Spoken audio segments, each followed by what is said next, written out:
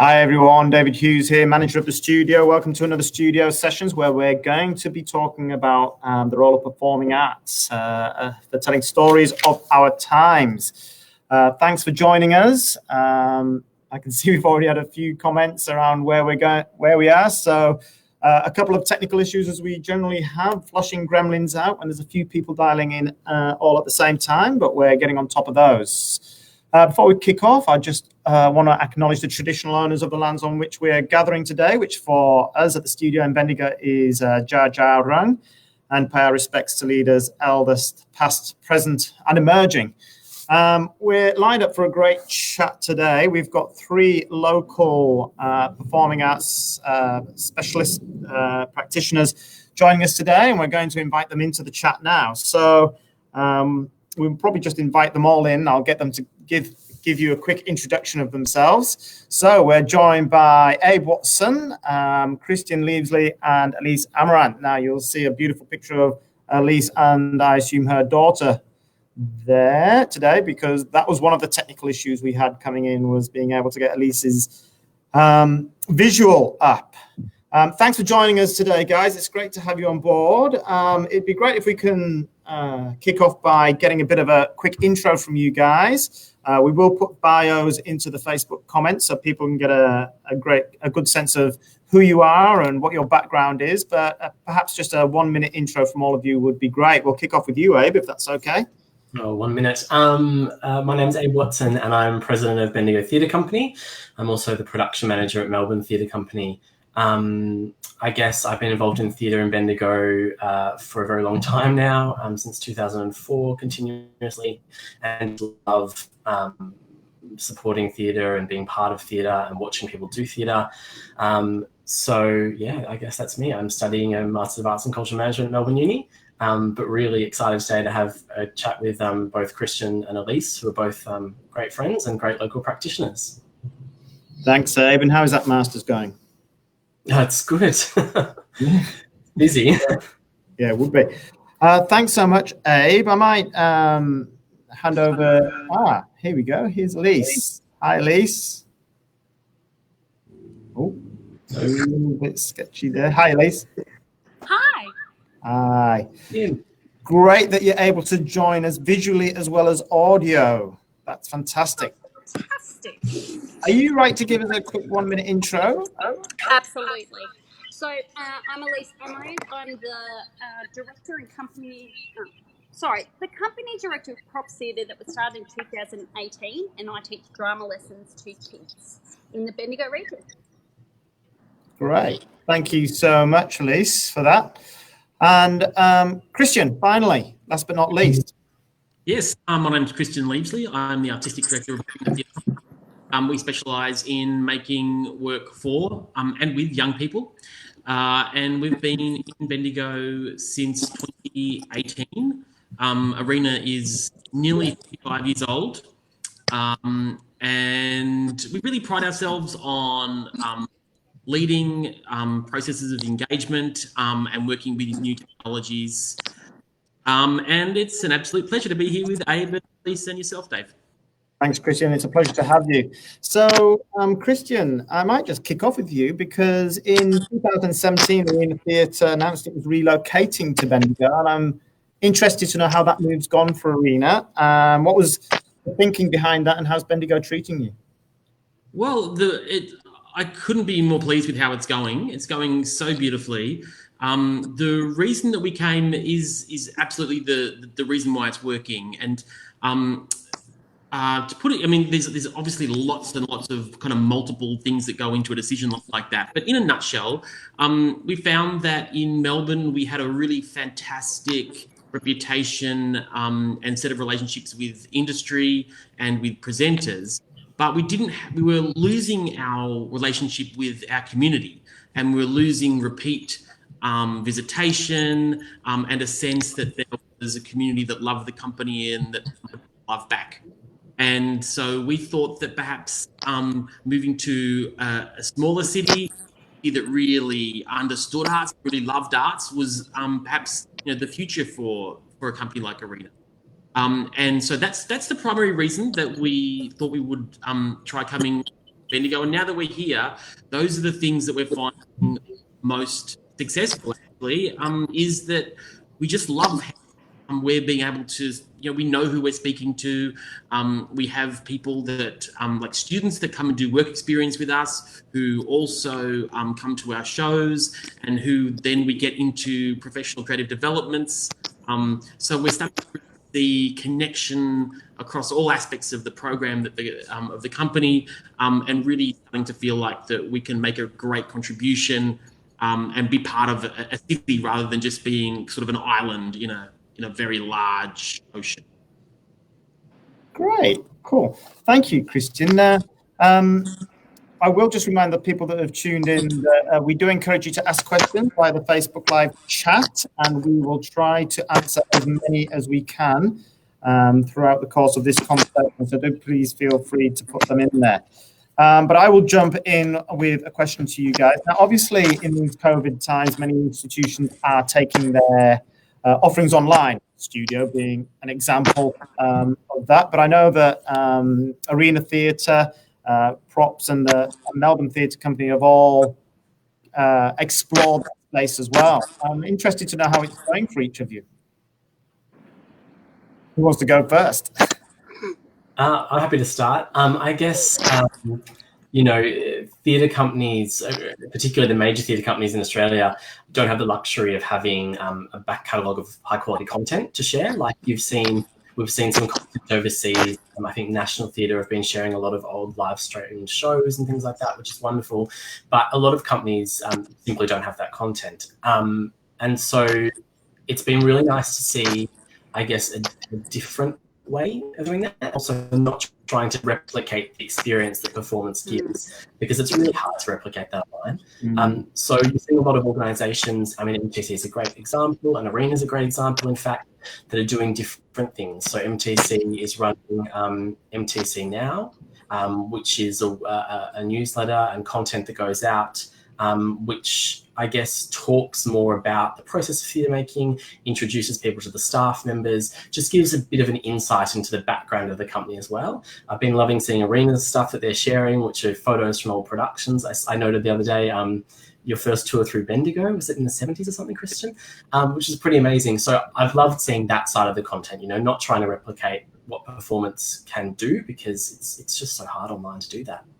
And we'll explore that concept a little bit further, because there has been a lot of conversation around how you do replicate the live experience that you get from going to the theatre in an online setting. And there's some interesting things that people have been doing around the world, I think, that to try and address that. So I'm keen to explore that a little bit further as we do talk. But Christian, you referenced there with Arena Theatre and the things you guys have been doing online.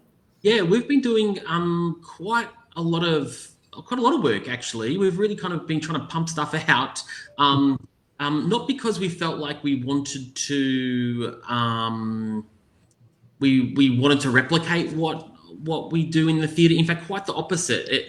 It is actually quite what Abe said. The thing for us was that we had there were lots of ideas that we had about communicating with our audience and about really trying to be part of that vessel of people being able to come together in other ways. And we thought, well, let's see if we can do some of that work that is not necessarily about replicating, but it is about trying to keep the community together and trying to support the people who we normally support through in-school workshops and other things like that. Try to find ways that we can support our community that isn't necessarily about us trying to replicate the theatre. So we did a podcast every couple of weeks. We're doing a podcast about the work that we've done, and Joel and I and the others in the team have wanted to do it forever. We just haven't really felt like we've had the time to do it.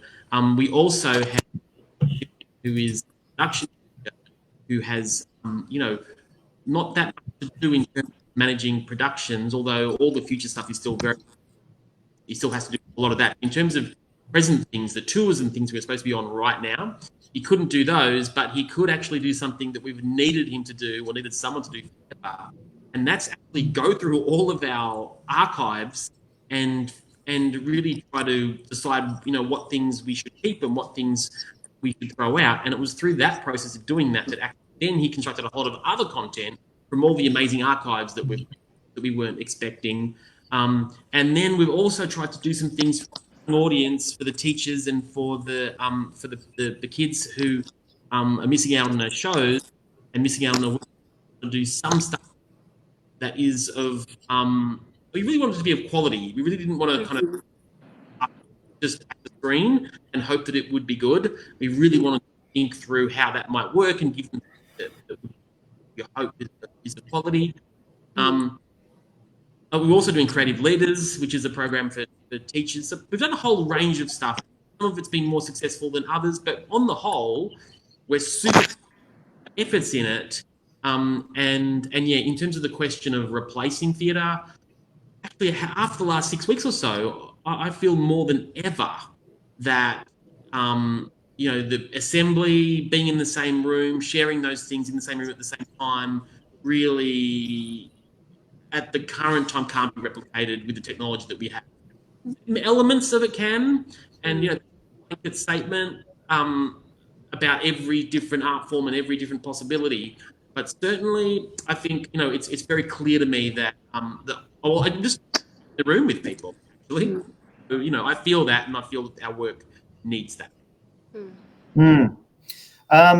We're going to move over to thank you, Christian. We're going to move over to Elise. Before I do, can I just ask, is the audio okay for everyone? It's a little bit. It was a little bit in and out for me, but I could still gather everything Christian was talking about, which is good.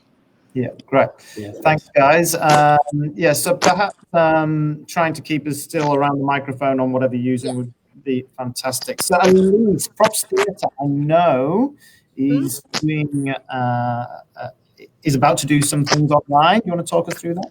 Yes. So Props Theatre, as soon as we found out that we couldn't continue due to our sizes and all the constrictions came in, we shut down. I gave my staff 2 weeks off to go really recharge.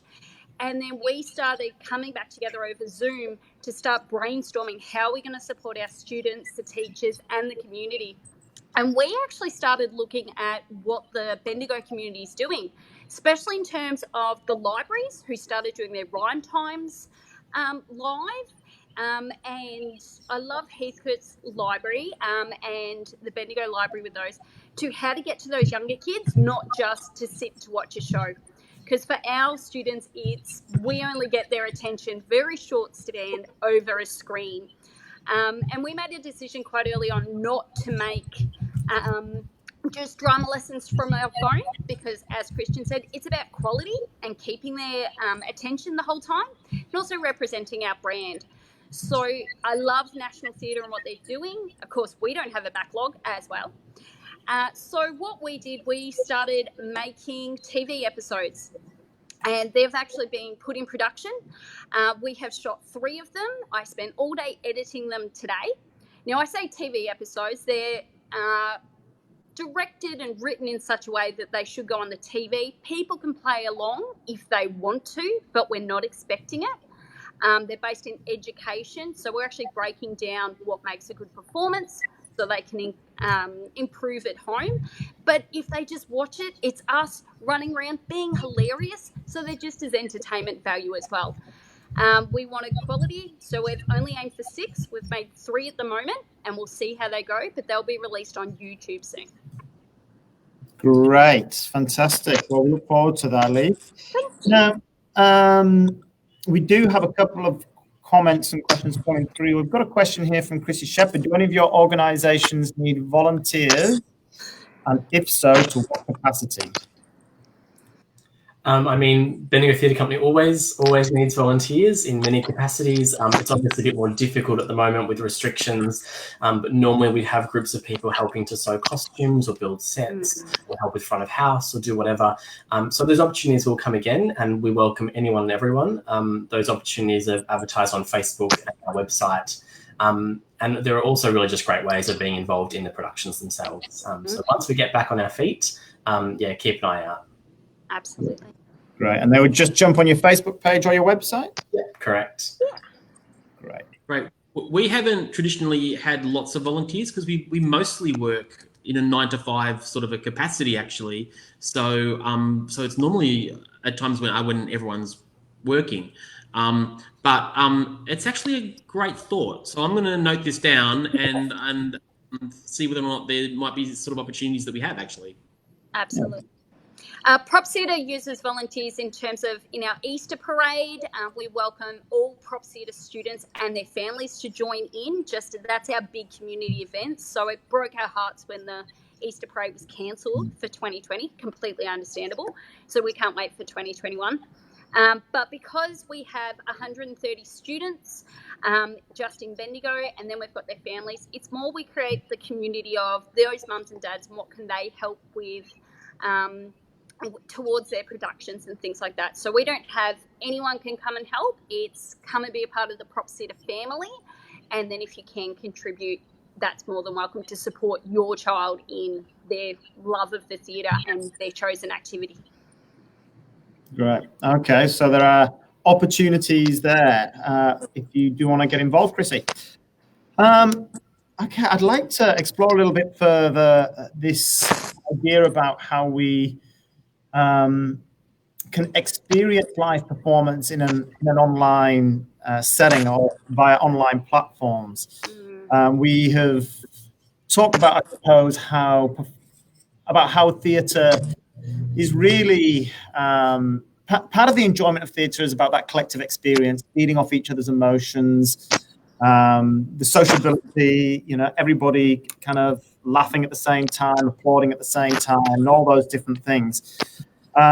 Malthouse Theatre's artistic director, Matthew Luton, describes online material as a sort of lament for when theatres can open again as opposed to an alternative. There have been, though, some interesting attempts to try and address this problem. Listening and watch parties springing up. I was reading about a version of The Tempest by a Northern Irish-based theatre company called Big Telly. Viewers were asked to help out by doing things like making storm sound effects, pretending to be a flock of birds, and the most enthusiastic was spotlighted on screen for the rest of the audience to see. And also, I was interested to see recently how sport is approaching this issue, playing in the stadiums, cardboard cutouts in the stand, playing the sound of crowds to the people playing. And also in the Bundesliga, I saw that they're actually inviting people to join by Zoom and film themselves watching and then showing that on screens so that people playing get that sense that they are being watched by people. So all very interesting ways to try and address this problem. I'm wondering, whether you guys have any thoughts about these attempts to try and address the lack of connectivity that we get through an online platform. Look, I think ultimately, in a period like this, what you get in terms of responses from artistic people is there will always be, we're great problem solvers. So, we'll pivot, we'll do whatever, we'll make something happen. But ultimately, in a performing arts sense, our bread and butter is mass gatherings. That's what we do, and that's what we are here to do. What I think will actually be interesting after this is I wouldn't expect we will find an online platform start to replicate what we do. I don't think that's what anyone's interested in. But what I do think is interesting is it's sort of highlighted accessibility sometimes, I guess, to events. And there probably are people who would love to attend theatre, but for whatever reason, they can't. And so it probably might begin to at least open that conversation about exploring options to help certain people attend virtually that may not be able to otherwise.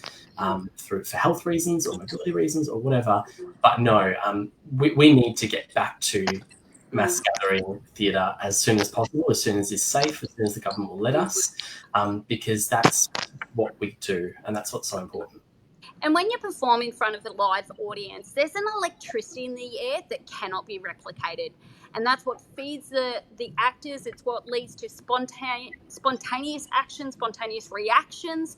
and actually bonds an audience so much quicker than just checking in on videos. But I agree with Abe, it does highlight the accessibility for the end of the year, because we have no confirmation of when venues will be open, to how big our audiences can be.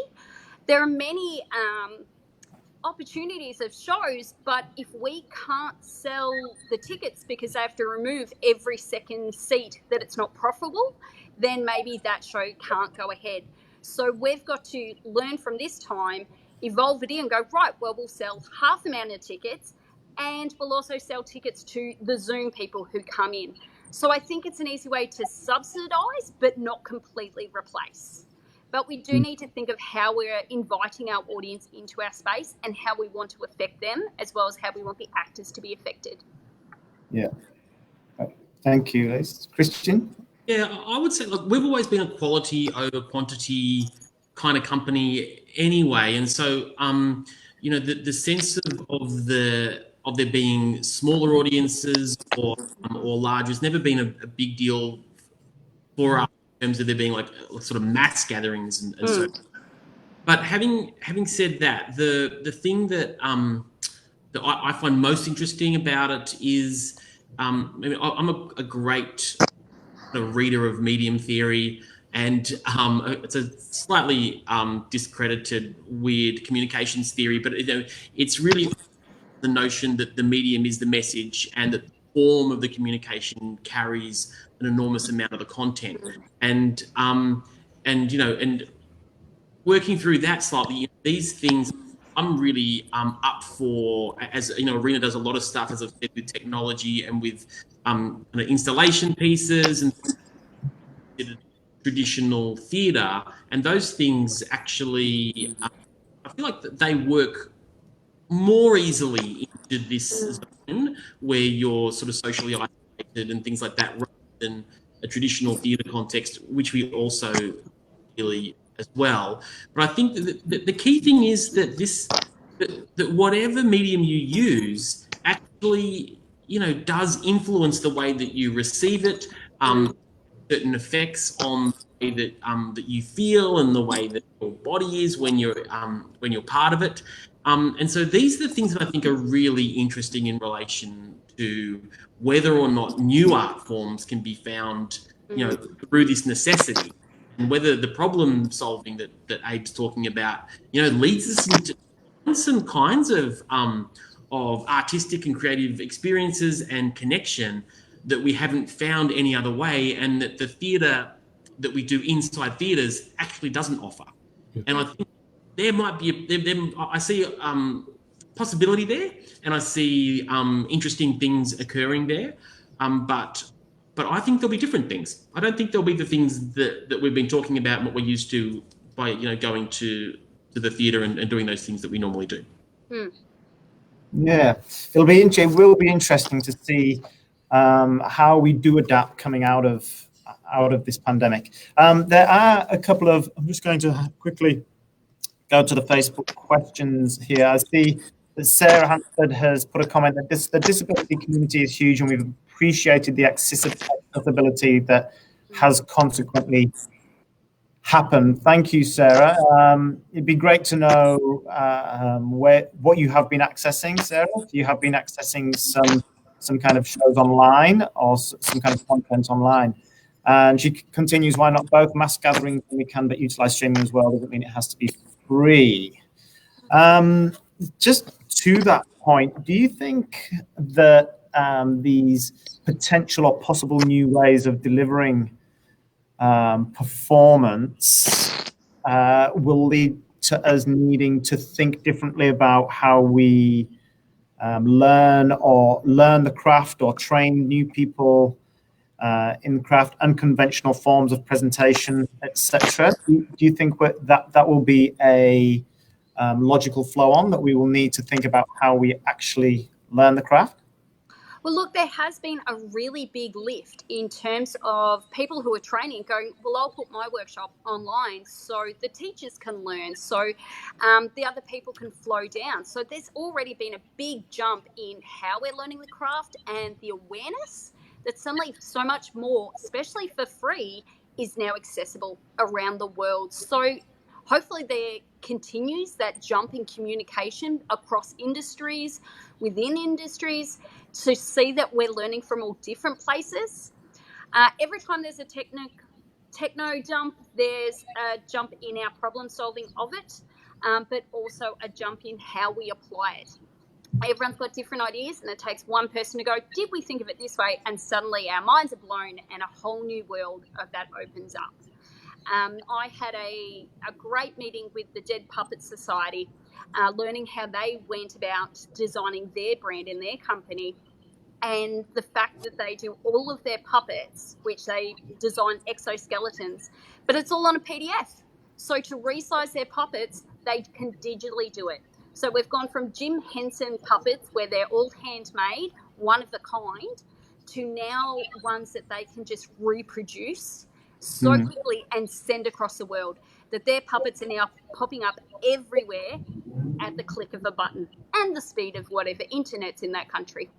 So already we've seen a expression of art be sent out easier, and that's probably what's happening again through these live performances, or they streamed, and then of course the back catalogue. People have never seen these shows. They didn't know what they were, and now suddenly they can access them, which opens up their minds, opens up more questions, and so of course we're going to see an evolution of the craft. And I mean, taking Sarah's point too, which goes back to what I was talking before about accessibility of events. I mean, we have, like, I've seen a big leap, and Christian will be able to talk more to this. I've seen a big change in the industry even in the last 5 years in increasing accessibility to events. And, we're seeing tactile tours, we're seeing relaxed performances, we're seeing audio described performances, closed caption performances. But I think that this period of time does actually push us to do better. Absolutely. Yeah. Yep, I would totally agree with that, and I think that in terms of training, both sort of in front of the stage and the actors that are on it, there's kind of digital convergence that's been happening, for the last 20 years or more, really. 25 years, really, when we get 30 years even. Actors have understood that for the longest time, and I think we get, the guy whose name, of course, escapes me right now, who worked with Peter Jackson doing Gollum, and then Planet of the Apes and Circus. Andy Serkis. That's right. I mean, he's a specialist in a form of acting that didn't really exist, 25, 30 years ago. And a lot of my colleagues who are actors, really working on voice, because there's opportunities in game that never really existed 20 years ago. So the craft really shifts very rapidly, and has been, ever since sort of really brought it together. I know that we also spend a lot of time thinking about how these things are very naturally give us opportunities to make things more accessible, and it's at the sort of always in the front of our minds about how to do this particular bit of the work digitally. We can actually put it online, put it in other places, and open it up to more audiences and audiences that work. And definitely opening up the processes as well as the end product, so we can learn what the journey is to get there. Because we can watch an end piece, we can admire it, we can go, how can we do that? Well, now it's more difficult to see those journeys, so everyone can learn from that. So we can move forward as an entire world of going, yes, we're going to embrace all of this. But there is still little bits of, secret. We won't tell you how we do it because we're the geniuses. Well, I think this has broken down those walls, going, if we don't band together and all work together, then it's going to fall in a heap. I'm very optimistic as well, but I have a little bit of nervousness around something that I think I can tell you about. I don't think it's commercial in confidence or anything, but we made Robot Song available and paid out. I mean, it's not a huge amount of money, but there was the MEAA did to allow us to pay the actors and to get some archive footage, out there into the world, and in the education area. And what the Victorian Curriculum Authority did was they made all work accessible from all over the world for students to study, which I think on the one hand is fantastic, but on the other hand, it meant that the investment that we made to make Robot Song available actually, and getting in touch with some people last week to find out why it wasn't taken up quite in the way that we expected it to after we were really kind of begged to make it available. It turns out the drama teachers all really loved Benedict Cumberbatch in Frankenstein, which I don't blame them. I really don't blame them. I'm really interested to see that as well. But there are some, there are some elements of these things which do impact the large players, and the large players always have an advantage in terms of and so we do always have to be slightly guarded against the potential for audiences just to gravitate to the larger institutions and leaving some of the players unable to really get any traction inside these sort of new areas. Absolutely. Especially when Arena Theatre is only one of 3 small theatre producers left. Well, there's been a huge. There were 21 companies that were funded 10 years ago by the federal government, making work with and for young people, and now there's only 3 that federal government, and we are not one of those. So there's 2 in South Australia and 1 in Tasmania. Sorry, Christian. That's right, and this is the critical mass of funds going to gravitating to the larger players and away from players it's real. It's a real thing. It is. Yeah. Thanks, Christina. I'm interested by this concept of the funding that the chance to get funding, the big players, the small players, etc., and where the money goes. I'm just going to read a comment from Chrissy Shepherd here, which I'll explain why I think this is relevant. Mum, who's 83 and always supported live theatre, now lives rural, enjoying digital performances from Sydney Opera House, Melbourne's Concert Hall, UK's National Theatre, also virtual tours of the Louvre and Guggenheim. The world has opened up from so many to many. It's been fantastic. Yeah, and I would agree with that. It has been fantastic. But there's often a challenge for creative institutions to get funding. And I think also with online content, there's also an expectation in the minds of the public, a lot of the public at least, that online content should be either free or I can get it for free somewhere. If I look hard enough and look around hard enough, and I might not get exactly what I want, but I can get a close kind of copy of it. So we've talked a bit about how we embrace the digital platform, but I think there's a challenge there to be able to sustain funding, sustain income through those channels. I don't know if any of you have thoughts on that, but it's an extra, I suppose, complication in the whole digital offering, I think. The other comment that I'll just read out very quickly that's coming through. Thank you, everybody, for your comments and questions. Please do keep them coming. Kerry Turpy, video conference play reading is pretty fun too. I'm wondering if any of you guys have been getting involved in any kind of Zoom meetings to do rehearsals or...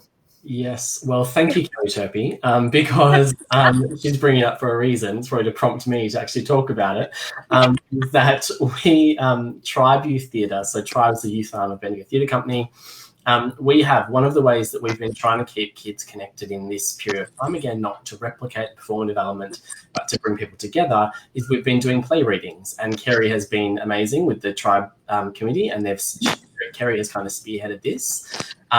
And they're amazing. Like every week or every 2 weeks, we put the call out to the kids and see who wants to get involved. We talk to them about the play that's going to be read, and they'll hop on Zoom and just have fun and have a read of the play.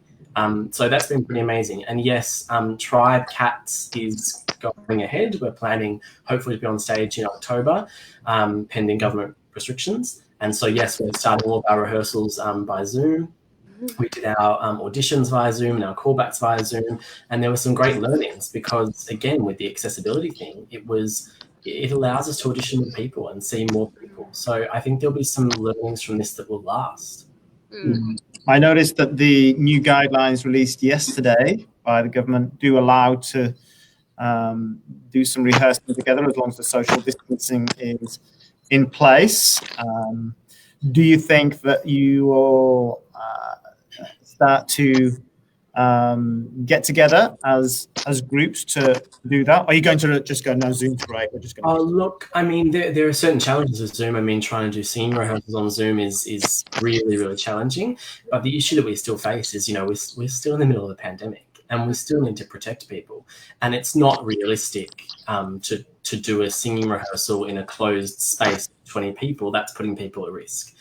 So we're going to do a combination of both. What can be online will be online, and then anything in person will be really small numbers with a lot of precautions being taken.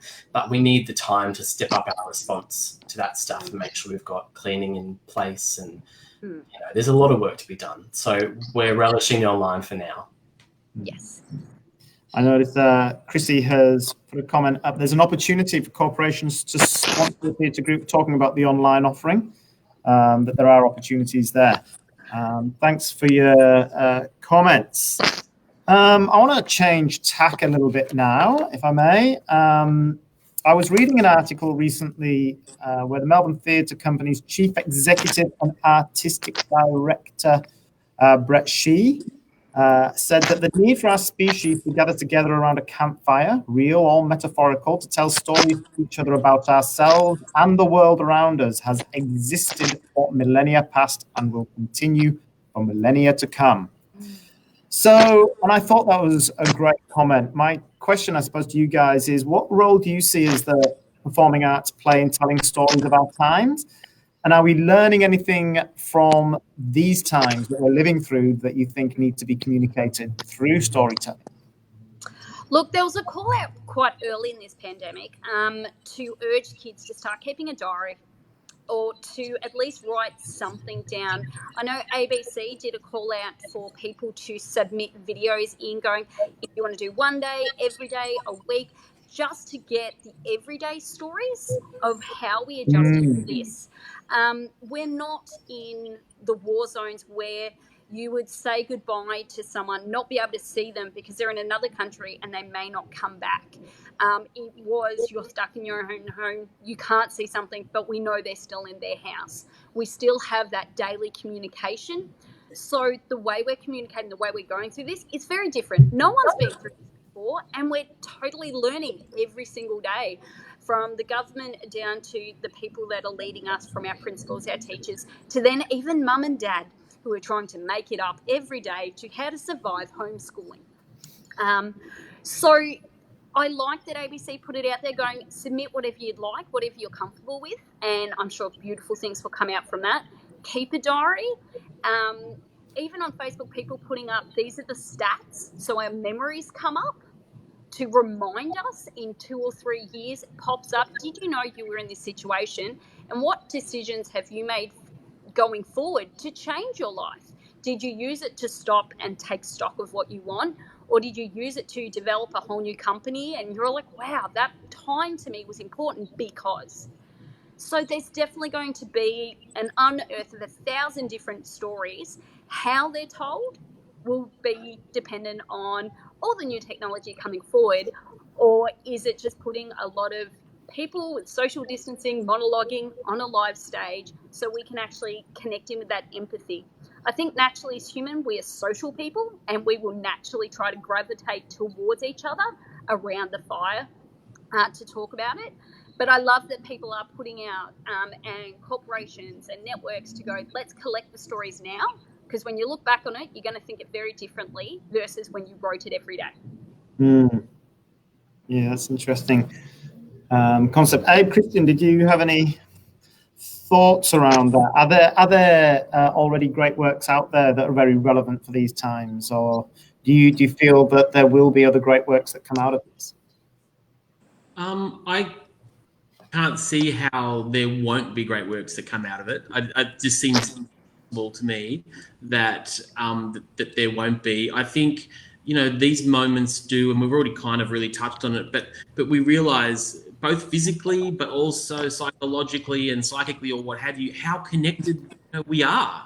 You know, how connected we all really are, and how simply touching something that then touches someone else, you know, is able to kill them. But also we know that is what is also able to sustain them and to make their lives worthwhile. Otherwise, it would be so much easier than it has been. I think, you know, one of the things that I think could be a huge thing that comes out of this in terms of art, but also just in terms of society broadly, is how quickly everything was able to be shut down. And how, you know, we all are told that the world can't change for this reason or for that reason. We're going to put it off. It's going to be a 20-year plan, a 50-year plan, you know. But I think we've all seen how now, if we really want to do something, it can happen tomorrow.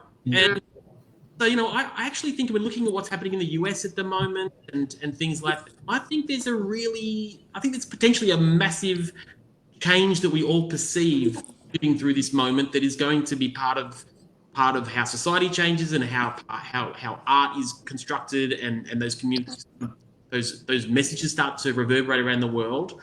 So I'd be shocked if there isn't an incredible outpouring of creativity and some really important works that survive for the next millennia, talking of millennia, following, you know, this incredible moment. Absolutely.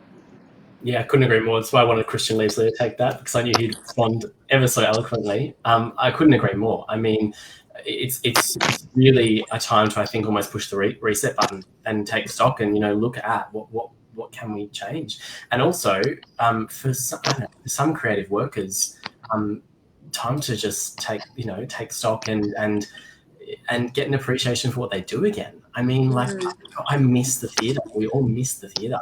And I think that we're going to see such a revival of that passion as soon as we get back, because we all can't wait to be telling stories again. And as you know, you noted from Brett's quote, I mean, it's true. So, you know, mass gatherings are our bread and butter, and that's why we do what we do, because it's so important. Looking forward to sold out shows when everybody's desperate to get back into the theatre.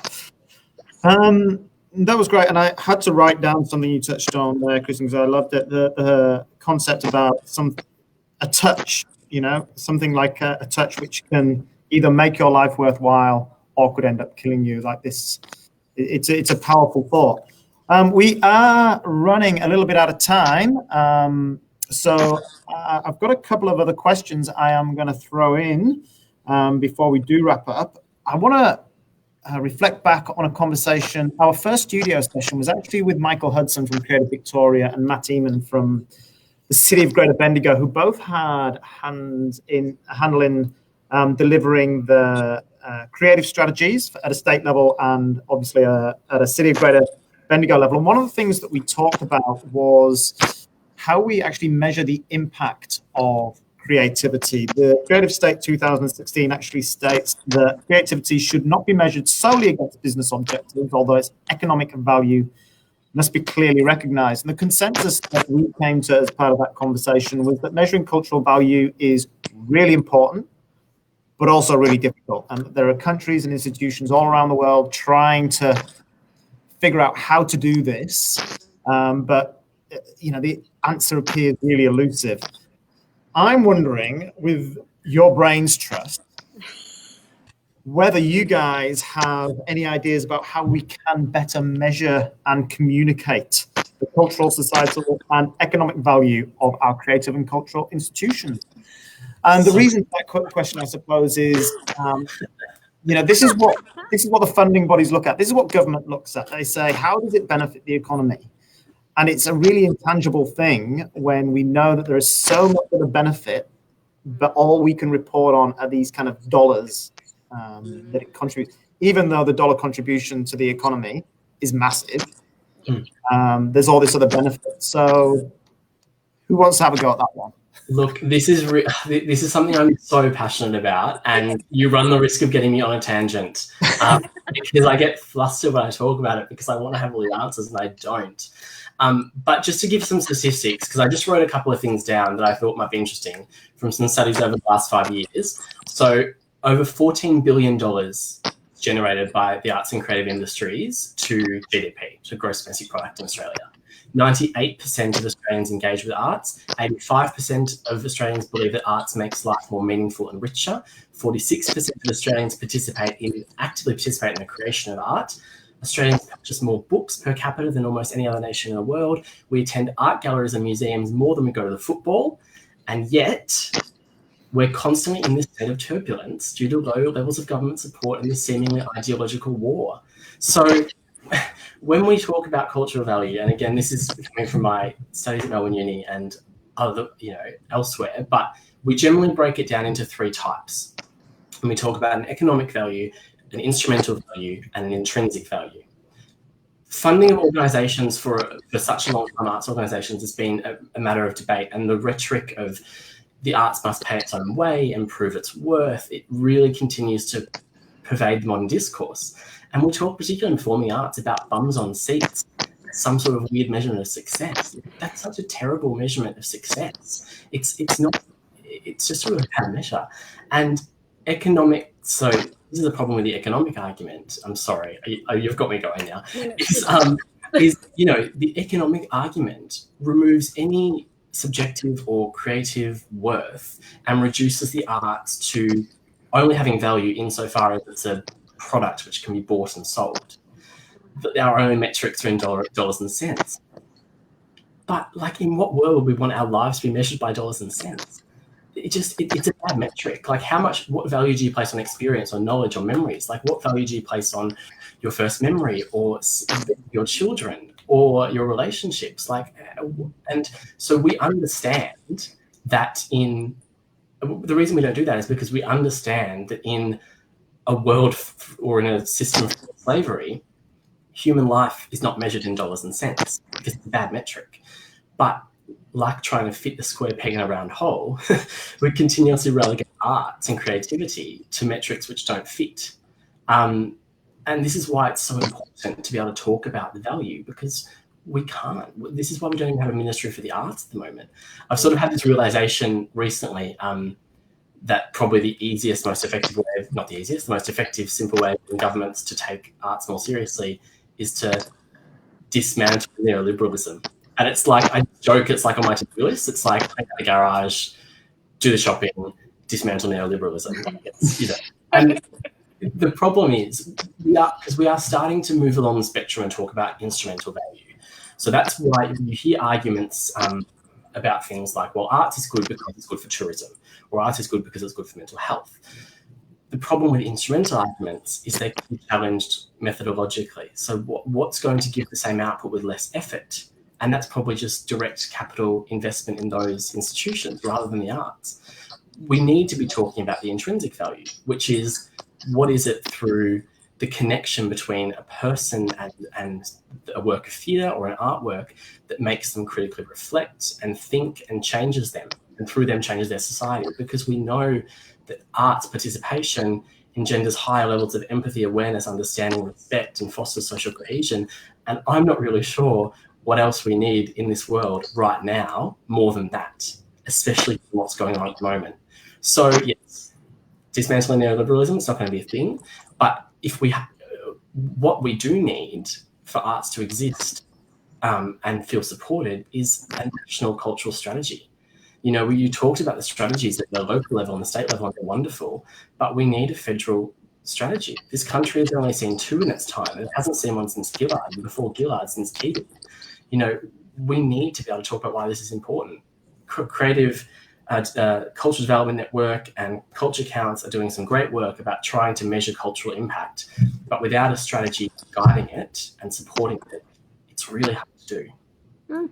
I'm sorry. No, no need to apologise at all, Abe. I love your passion on that. Sorry, was that Christian? I was going to say, just to follow up from, it was absolutely brilliant, thank you so much, is that I feel utterly conned. I feel like that over the last 15 years, we have been told if we can prove the value of arts in all these different ways, then maybe we'll get some traction. But I now feel like that was a complete pup. And in fact, nobody, it was just a way to tell us to go away and stop asking for more money or for more support. In fact, the problem is the question. The problem isn't the answer to the question. The problem is the question. And the people that are answering the question are only doing it so that they've got an excuse, to deny us, in fact, and to deny the value of it, and to tie us up in knots trying to prove that, in fact, it's a valid part. And as artists, we often talk about the relevancy or not of our work, and I'm not doing that anymore. It's relevant. I don't have to prove that it's relevant. It's relevant, and I think we get. I think actually as an industry and as a set of concerned citizens, we've been kind of easily led into trying to justify ourselves, and I think that in fact, we need to go on the front foot rather than sort of defending our position, because I don't think any of the defences or arguments that have been put forward have actually led to any traction in the way that we were told that it would. And isn't that the question almost sometimes about being a professional creative, is the need to constantly defend your worth and defend the worth of your art form? Because there isn't an exception, certainly not in this country, that art is a public good. Yeah. That's it's really interesting. I'm going to tie myself up in knots a bit here. I'm trying to remember a couple of things that I read and heard. My favourite podcast, my only podcast I listen to, is Desert Island Discs, which is a Radio 4 British radio programme. And I was listening to one that Clive James was on recently. And he talked about why he left Australia to go to the UK was because that's what you did in the 60s if you wanted a career in the arts, because successive governments failed to support and there was just no opportunities there. So that's just what you did. I like what you were saying there. This is what I'm going to tell myself in knots. I've got Lyndon here sat across from me, and she sent me an article, and I read it, and I can't quite remember the detail of it now, but it was all about that, how we actually approach funding for the art, and that has to change, and we have to look at the new way that we actually do that. And I'm going to stop there before I do tie myself in knots, because I can't remember the exact detail of the article, but I think there is a great deal of, also talking to the right people talking to the right people. It's about that who you know, not what you know kind of aspect that feeds into it as well. Look, we're minutes off 5 o'clock. I do want to thank you guys. I'm going to ask you a really quick question. Each of you, this is for each of you just before we finish off, and I'm interested to know if during this time of lockdown, what creative works you guys, I mentioned Desert Island Discs is something I've been listening to. What creative works you guys have been finding comfort in, very quickly? For me, it's podcasts as well. I love No Such Thing as a Fish, which is the 4 researchers from the TV show QI. So I'm learning new and weird-ass facts every single day. Great. Thanks, Elise. I've been doing a lot of reading, and there is a book called The Mushroom at the End of the World that is really has blown my mind. I want to actually just mention something really quickly. Is that actually, despite what I said then before, the state government, Victoria state government, has been actually fantastic. I love Dan Andrews. I'm going to say that right now. It's really a federal thing that I'm mostly talking about. But yeah, the Mushroom at the End of the World, wow, like that is really something. I'm going to look it up. Okay, thank you. Hey. And look, I've been doing a lot of reading and probably watching too much Netflix. Some great series. Marcella is a very good series I've been enjoying recently. What was that one, sorry? Marcella, it's called. Okay. Yeah, but I've done enough talking, so. No, that's great. Listen, guys, I've really enjoyed our conversation. Thank you so much for taking the time out to share your thoughts and feelings and passions with us. In thinking about this session and talking about this session, a phrase popped into my head, and it's that phrase that we hear a lot that has kind of come into the everyday lingo of the show must go on. But the show must go on is a phrase that obviously has its roots in performing arts specifically. And to me, it feels that it's one that has never been more pertinent. It speaks to resilience, I think, of creative industries, and is often, I think, talked about. When we say the show must go on, we're often talking about, I think, the need to satisfy an audience. But I think it's equally as important to consider that it probably is as important for the performers. The show must go on. It talks to our need to create and to be doing these things that we do find so pleasurable and that we're so passionate about. So I do look forward to the show going on in a physical location as soon as we're able. And yeah, thank you again, guys, for your time, and hopefully see you soon. Thank you. Thank you so much. Thanks, guys. Bye. Bye. Bye.